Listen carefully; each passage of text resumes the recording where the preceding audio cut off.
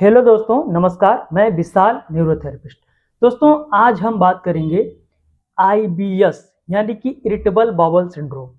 दोस्तों, एलोपैथी में नाम दिया गया है आईबीएस।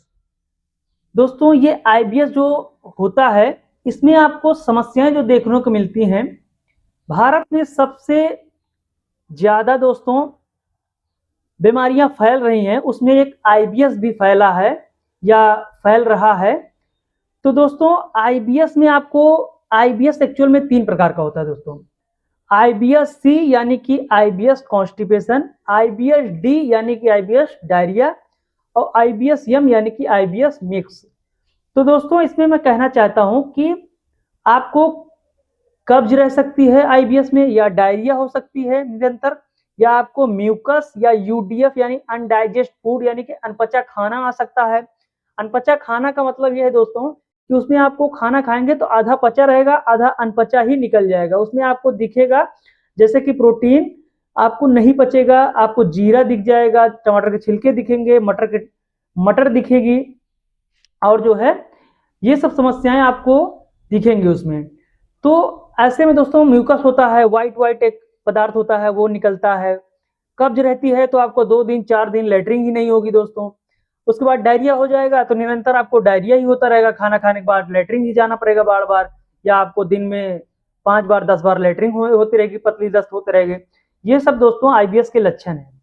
तो इससे जो और अत्यधिक लक्षण बन जाते हैं दोस्तों, जैसे कि आपको पेट में मरोड़ हो सकती है, ऐंठन हो सकती है, दर्द हो सकता है, पेट में खिंचाव हो सकता है, पेट में दोनों साइड नाभि के आसपास का एरिया पूरा सख्त हो सकता है, इसमें नले पड़ जाते हैं, आपकी कौड़ी इनबैलेंस हो सकती है।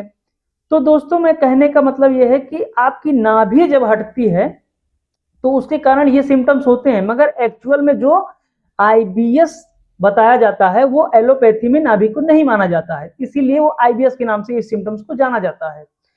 और नाभि के कारण जो सिम्टम्स होते हैं या नाभि हटती है तो आपको ये ऐसे सिम्टम्स या ऐसी समस्याएं देखने को मिलती हैं। इसीलिए दोस्तों आप जांच कराते हैं, दवाइयां कराते हैं, कहीं भी आपको जांच में कुछ नहीं निकलता है, समस्या गंभीर हो जाती है तो उसके बाद आपको अल्सर, गैस्ट्राइटिस या पेन गैस्ट्राइटिस, पॉली, आपको ये सब चीजें नजर आ जाएंगी।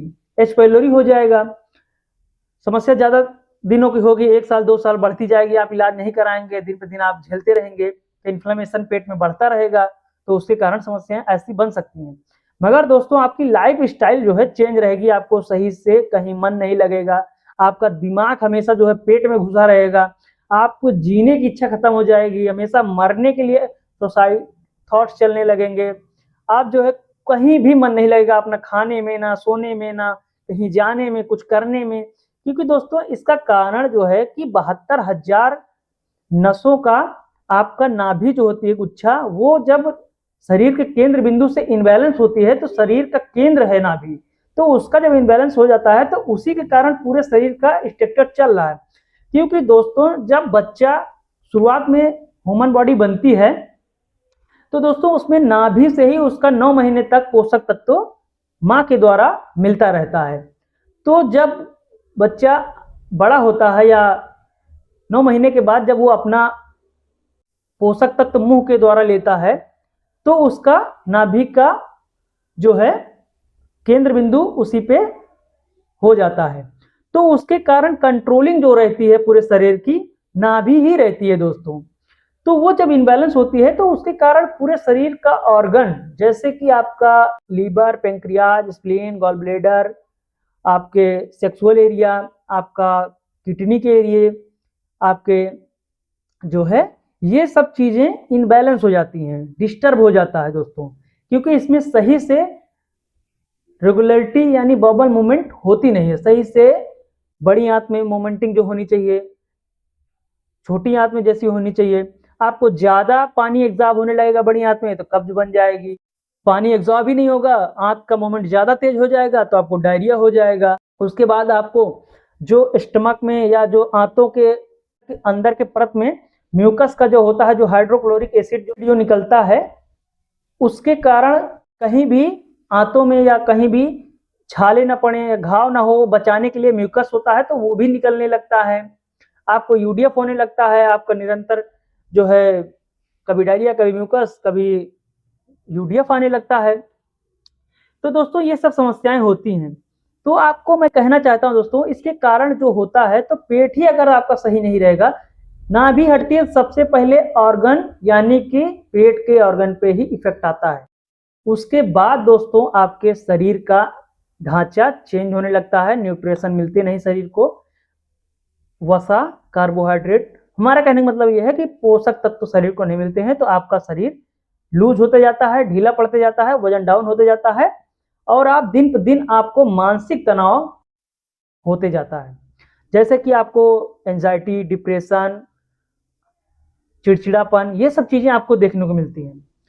दोस्तों ये सब चीजें आप होती हैं आपके साथ, तब आप जब तक आप जानते नहीं हैं कि हमें हुआ क्या है, तब तक आप इधर उधर डॉक्टरों के पीछे, जांचों के पीछे, दवाइयों के पीछे आप भागते रहते हैं। आप कहीं ना कहीं इलाज ढूंढते रहते हैं। आप ऐसे ढूंढते ढूंढते ढूंढते ढूंढते पूरा जो है आपको आधा डॉक्टर तो आप खुद ही हो जाते हैं, क्योंकि दोस्तों इसका इलाज मिल पाना जल्दी से संभव नहीं है, क्योंकि ये समस्या, क्योंकि नाभि का कोई जांच नहीं है दोस्तों कि जांच से बता दे नाभि है कहाँ, या नाभि को सेट करने के लिए कोई दवा नहीं है। ये मैनुअली हाथों से होता है, वो प्राकृतिक उपचार के द्वारा सेट किया जाता है दोस्तों, पुरानी पद्धतियां होती हैं। तो उसी में दोस्तों हमारा कहने का मतलब यह है कि हमारा जो हमने सीखा है, हमने जो जो हम उपचार करते हैं, हमारा न्यूरोथेरेपी का जो उपचार है ये पुरानी पद्धति से है दोस्तों। तो ये न्यूरो यानी कि न्यूरो नसों का इलाज करके आपको थेरेपी के द्वारा आपकी समस्या को सही किया जाता है दोस्तों।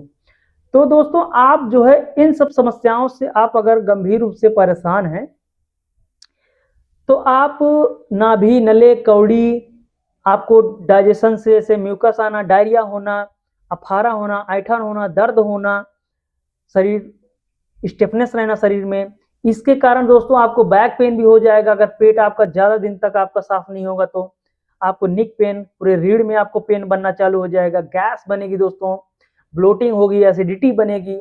ये सब समस्याएं नाभि के कारण होती हैं दोस्तों। तो जितना ही पास आपकी नाभि रहेगी उतनी समस्या कम होगी, जितना दूर जाएगी उतनी समस्या आपकी बढ़ेगी। तो दोस्तों कहने का मतलब ये है कि आप इन सब समस्याओं से बच सकते हैं, निकल सकते हैं। बस आपको सही गाइडेंस, सही ट्रीटमेंट और सही उपचार की जरूरत है दोस्तों। आप अगर इन सब समस्याओं से निकलना चाहते हैं तो सही ट्रीटमेंट अगर पा जाते हैं, आप अभी तक जहां जहां भटक लिए, जहां जहां दवाइयां करा लिए, ठीक है, आपको जितना आराम हुआ नहीं हुआ आप कराए, मगर आप एक बार न्यूरोथेरेपी में आके देखिए, आप न्यूरोथेरेपी आजमाइए एक बार, आपको 100% लाभ होगा। आपकी समस्या ऐसे निकल जाएगी कुछ दिनों में। बस आपको थेरेपी जो बताया जाएगा, जैसे बताया जाएगा, लेनी पड़ेगी। डाइट कुछ दिनों के लिए फॉलो करना पड़ेगा, योगा करना पड़ेगा दोस्तों, क्योंकि इन समस्याओं में नेचुरली ही आप ट्रीटमेंट करके ठीक होता है। तो दोस्तों आप जो है अपनी लाइफ स्टाइल को चेंज करके सही समय पे सोना, सही समय पे खाना और सही समय पे जो है ट्रीटमेंट लेना, योगा करना, डाइट फॉलो करना, ये सब चीजें अगर फॉलो करके आप कुछ दिन में आप इस आईबीएस या नाभि, नले, कौड़ी जैसी समस्या से आप बाहर निकल सकते हैं, तो जरूर आजमाएं दोस्तों। एक बार देखें आके कैसे आप इस समस्या से कुछ ही दिनों में बाहर निकल जाएंगे, आपको एहसास भी नहीं होगा दोस्तों। तो आप जितना इधर उधर भटक रहे हैं, जितनी दवाइयां खा रहे हैं, आप जो है दिन पर दिन आप इस, क्योंकि रूट ऑफ कॉज नाभि है दोस्तों। आप नाभि के कारण जो होने वाली समस्या है उससे कोई दवा नहीं है, कोई जांच करने की मशीन नहीं है। सिर्फ आपको जो सिम्टम्स आईबीएस के नाभि के कारण हो रहे हैं उसको एलोपैथी में नाम दिया गया है आईबीएस, इरिटेबल बाउल सिंड्रोम। तो वो आईबीएस के नाम पे दवाइयां खिलाई जा रही हैं आपको। तो आप जो है दवाइयां खाते हैं, सिम्टम्स को दबाते हैं, जब तक दबता है छोड़ते हैं, फिर वही हालत जो है आपको, और साइड इफेक्ट बहुत भयंकर होता है दोस्तों एलोपैथी का। तो आपको खुद आपको निर्णय लेना है कि हमें कैसे ठीक होना है और कहाँ ठीक होना है। तो दोस्तों कहने का मकसद यही हमारा कि आप, आज मैंने आईबीएस पे बात की, नले, नाभि, कौड़ी के बारे में बात की, दोनों का अंतर बताया दोस्तों मैंने, कि एक्चुअल में दोनों कैसे होते हैं या क्या है इनका अंतर, और आईबीएस में क्या होता है, नाभि के कारण क्या होता है, ये दोनों एक ही हैं कि अलग हैं, ये सब चीजें आज हमने बताई आपको। तो आप जो है, अगर आप ठीक होना चाहते हैं दोस्तों, तो आप इस समस्या से बाहर निकलना चाहते हैं, तो आप जरूर एक बार न्यूरोथेरेपी आजमाएं। अपने आप को स्वस्थ करने के लिए आप डाइट, योगा, मेडिटेशन फॉलो करके आप बाहर निकल सकते हैं दोस्तों, पूरी तरह से। तो दोस्तों मिलता हूँ एक और नई वीडियो में, तब तक के लिए धन्यवाद।